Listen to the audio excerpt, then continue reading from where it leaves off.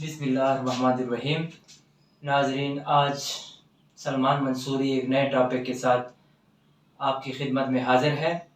तो आज का जो हमारा टॉपिक है वो चार चीज़ों के बारे में है: काफिया, रदीफ़, मक्ता, मतला। तो ये चार चीज़ें जो है इसकी अहमियत बहुत ज़्यादा है। ये 9th क्लास से लेकर 12वीं जमात तक के बोर्ड पेपर्स में आते रहते हैं, तो इनको आप खुसूसी तवज्जो के साथ सुनिएगा और मैं जितना आसान तरीके से हो सका आपको समझाने की कोशिश करूँगा। अच्छा, एक रिक्वेस्ट है मेरी आपसे कि मेरे चैनल को ज़रूर सब्सक्राइब कीजिएगा और बेल आइकन को दबा दीजिएगा ताकि मेरी नई वीडियोस आप तक पहुँचे। और मेरे चैनल को सब्सक्राइब ज़रूर कीजिएगा, इसे दोस्तों तक पहुँचा दीजिएगा ताकि मुझे हौसला मिल सके। शुक्रिया। आइए टॉपिक की तरफ चलते हैं। तो आज का जो हमारा जो टॉपिक है वो उसमें चार चीज़ें हैं। तो उसमें से जो पहली चीज़ है वो मतला है। ठीक है, वैसे मतला तुलू होने की जगह को भी कहते हैं। तुलू निकलने से निकला है।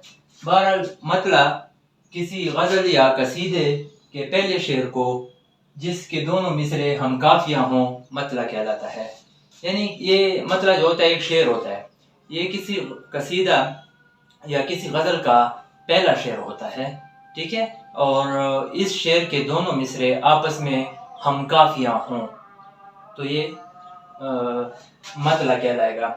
रदीफ शर्त नहीं है गज़ल के लिए, काफिया शर्त है। फॉर योर जनरल इंफॉर्मेशन, वैसे इसके साथ तारीफ में नहीं है, वैसे आपको बता दिया। शुक्रिया। इसके बाद मीर की गज़ल का मतला है, मिसाल के तौर पर फकीराना आए सदा कर चले, मियाँ खुश रहो हम दुआ कर चले। फकीराना आए सदा कर चले, मियाँ खुश रहो हम दुआ कर चले। तो ये मतला की तारीफ हो गई। अब आते हैं मक्ता। ठीक है ना, मक्ता कत्ता से निकला है। कहते नहीं है मैं आपसे कत्ता ताल्लुक करता हूँ, मैं आपसे ताल्लुक तोड़ता हूँ, तो यानी ख़त्म करता हूँ, ताल्लुक ख़त्म करता हूँ। तो मक्ता यानी वो शेर है जिस पर गज़ल अमूमन ख़त्म हो जाती है। ख़त्म जब हो जाती है तो आखिरी शेर हो गया ना, लेकिन इसमें एक शर्त भी है, वो आगे आ रहा है। मक्ता किसी गज़ल या नज़म के आखिरी शेर, किसी गज़ल या नज़म का आखिरी शेर जिसमें शायर अपना तखल्लुस इस्तेमाल करता है मक्ता कहलाता है। तो आप एक पॉइंट पर यानी तखल्लुस जो है इसमें शर्त है। बिलफर्ज किसी शायर की एक गज़ल है, उसमें 8 अशार है।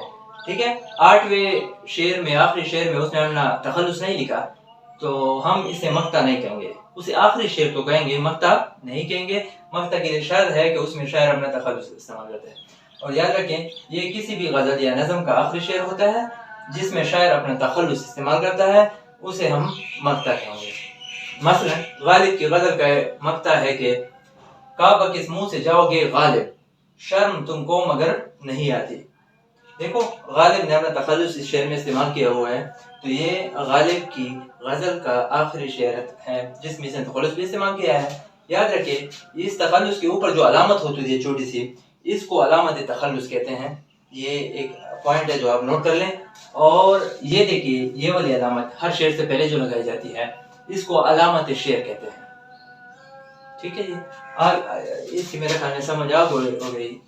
किसी गज़ल या कसीदे का पहला शेर मतला कहलाता है, किसी गज़ल या नज़म का आखिरी शेर मक्ता कहलाता है। अब आते हैं काफिया की तरफ। हम आवाज़ों, हम वज़न अल्फाज को काफिया कहते हैं। मसलन गाना, पीना, उड़ना, भागना वगैरह। देखो, हम आवाज़ से मतलब यह है कि अगर ये अल्फाज उठी हुई आवाज़ दे रहे हैं तो सारे उठे हुए हों, जिस तरह खाना, पीना, भागना, दौड़ना वगैरह, ये हम आवाज़ है एक तरह से। तो और हम वज़न ये हम आवाज़ भी है और हम वज़न भी हैं। वज़न किस तरह है? उठी हुई आवाज़ दे रहे हैं सारे, खाना, पीना, दौड़ना, भागना। अगर हम दूसरी मिसाल में देता हूँ काफिया की, खाते, पीते, दौड़ते, भागते, तो इसमें ऐसे समझे कि बैठी हुई आवाज़ दे रहे हैं, तो ये आपस में काफिया हैं, ये आपस में काफिया हैं। चलो, हम आवाज़ों, हम वज़न अल्फाज को काफिया कहते हैं। यानी इनमें अल्फाज का वज़न भी बराबर होना चाहिए। अगर उठी हुई आवाज़ है तो उठी हुई होगी, अगर बैठी हुई आवाज़ है तो बैठी होगी। ये हम वज़न हो गया। और हम आवाज़ मिलती जुलती आवाज़ वाले अल्फाज होंगे आपस में, जिस तरह खाना, पीना, दौड़ना, भागना वगैरह। تو یہ کافی ہے.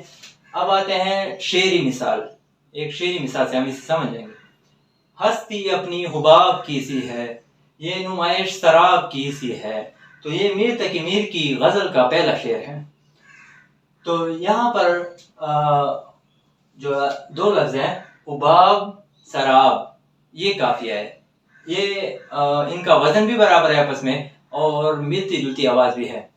اور دوسری ہم کیسے پہچانیں گے کافیہ کہاں آئے گا؟ یہ ردیف سے پہلے آئے گا.